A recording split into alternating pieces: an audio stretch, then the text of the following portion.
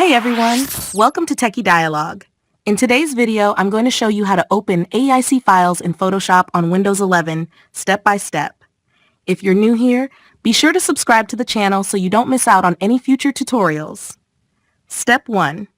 The first method for opening a HEIC file is super simple. Just drag and drop your file into Photoshop.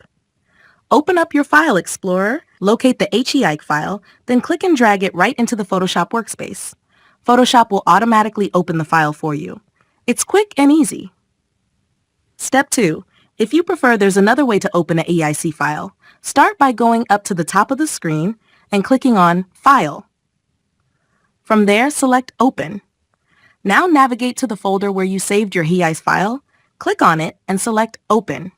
Photoshop will bring it right into the workspace, and that's it. You've just learned 2 simple methods for opening a HEIC file in Photoshop.